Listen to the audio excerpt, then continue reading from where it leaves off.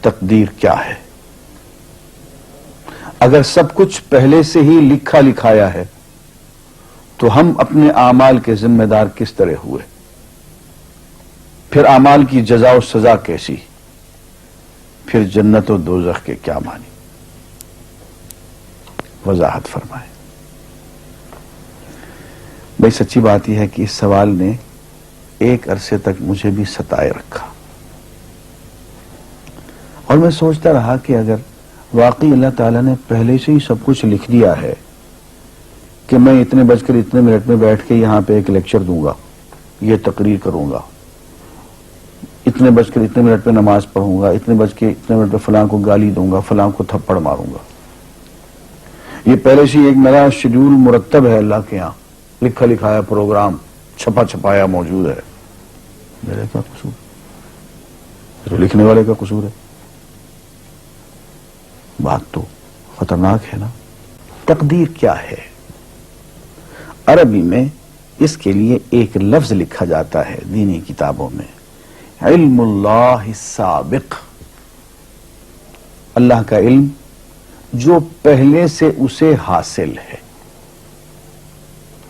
اللہ کو معلوم ہے کہ آج میں اتنے بج کر اتنے منٹ پہ اپنی مرضی سے، اپنے ارادے سے، اپنی آزادی فکر اور آزادی عمل پہ،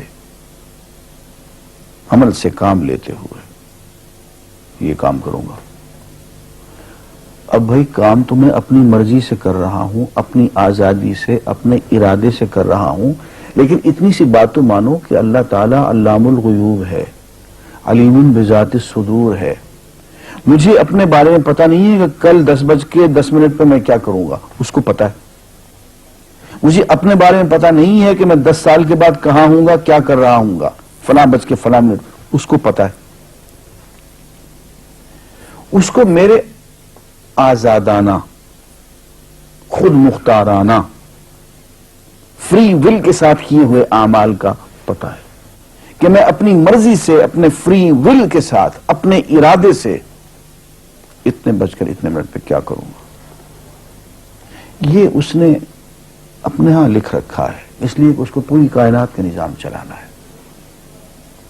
اس کا علم جو ہے وہ صحیح ہے، لیکن اس کا علم میرے ارادے سے نہیں ٹکراتا ہے۔ یہ بات میں ایک مثال سے سمجھاؤں گا۔ میرے ساتھ ایک واقعہ پیش ہو گیا، اس دن مجھے تقدیر سمجھ میں آ گئی کہ ہوتی کیا ہے۔ 1971 کی بات ہے کہ یہاں اکاؤنٹنٹ جنرل آفس میں ڈپٹی اکاؤنٹنٹ جنرل تھا۔ اس زمانے میں ایک مشہور نجومی تھا شیخ صادق، یہاں قلعہ گزر سنگھ میں رہتا تھا۔ وہ پتہ نہیں بیچارہ زندہ ہے یا فوت ہو گیا۔ انہوں نے دروازہ کھولا، میرے کمرے میں آ گیا، کہاں صاحب ہم آپ کی خدمت کرنا چاہتے ہیں، ہم آپ کو مستقبل کے بارے میں کچھ بتانا چاہتے ہیں۔ میں نے کہا میرے پاس فضول باتوں کے لیے وقت نہیں ہے، میں علم نجوم وغیرہ کو، اس قسم کے یہ فضول باتوں کو میں نہیں مانتا ہوں، مشغول آدمی ہوں، ان چکروں میں مجھے مت ڈالو۔ انہوں نے کہا سر مجھے صرف 1 منٹ تو آپ دے دیں۔ میں نے کہا ہاں 1 منٹ دیتا ہوں۔ اس نے ایک بہت بڑا کاغذ میرے سامنے لکھا جس پہ 40 خانے بنے ہوئے تھے، 40 چیزوں کے نام لکھے ہوئے تھے، مختلف چیزوں کے نام، کتاب، قلم، اینک، کاپی، دوات، پینسل، میز، بادل، برکھا، مسجد، مندر، ایسی ایٹ رینڈم چیزوں کے نام، 40 چیزوں کے نام لکھے ہوئے تھے۔ وہ کہنے صاحب آپ ان میں سے کسی ایک چیز پہ انگلی رکھ دیں یا اس کا نام آپ اس کاغذ پہ لکھ دیں۔ اور مجھے یہ کہتے کہتے اس نے ایک پیس آف پیپر میری میز سے اٹھایا اور اس پہ کچھ لکھا اور اس کو یوں الٹا کے رکھ دیا۔ میں نے کہا تم نے یہ کیا کیا؟ کہنے لگے جی میں نے وہ چیز لکھ دی ہے، وہ نام جو ابھی آپ لکھیں گے۔ تو اب میں پریشان ہو گیا۔ تماشا کی بات ہے نا کہ جو چیز میں سوچ سوچ کے اپنے ارادے سے، اپنی مرضی سے ابھی لکھوں گا، اس نے پہلے جو لکھ کے وہاں رکھ چھوڑ دیے میرے سامنے۔ اب میں سوچ میں پڑ گیا کہ یار وہ چیز لکھوں جو اس نے نہ لکھی ہو، کبھی میں اس کا ارادہ کروں، کبھی اس کا ارادہ کروں، تنگ آ کے آخر میں نے کسی ایک چیز کو لکھ دیا، میری یہ ہے۔ اس نے جب وہ الٹایا تو وہ وہی چیز نکلی۔ اب پتہ نہیں یہ کیا چکر تھا اس کا، خدا ہی جانے۔ کوئی اس کا علم ہوگا، کوئی فن ہوگا، کوئی تک بازی ہوگی، تک بندی ہوگی کوئی.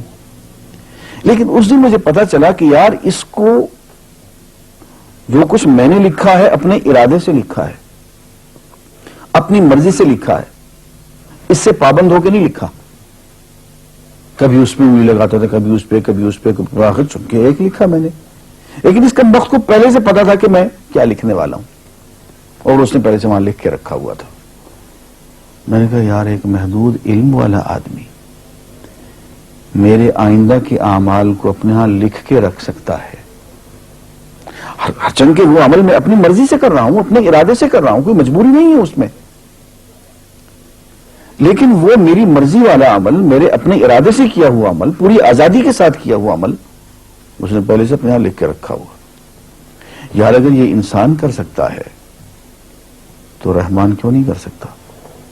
اس نے میرے سارے اعمال جو میں آئندہ چل کے کرنے والا ہوں, وہ سارے کے سارے اعمال اس نے اپنے یہاں لکھ کے رکھے ہوئے. اس کو انتظام کرنا ہے, میرے رزق کا انتظام بھی کرنا ہے, آگے میری زندگی, میری موت میں, میری قبر میں اکوموڈیشن کا پتہ نہیں کہاں کا میرے اس نے انتظامات کرنے ہیں. تو میرے بارے میں اس نے سارا کا ڈیٹا کلیکٹ کر کے رکھا ہوا ہے اپنی انفارمیشن کے لیے کہ یہ اپنی مرضی سے کیا کیا کچھ کرے گا. تو اس کے لکھے ہوئے ہونے سے میری مرضی ختم نہیں ہوتی, میری ذمہ داری ختم نہیں ہوتی, میرا ارادہ, میری فری ول ختم نہیں ہوتی.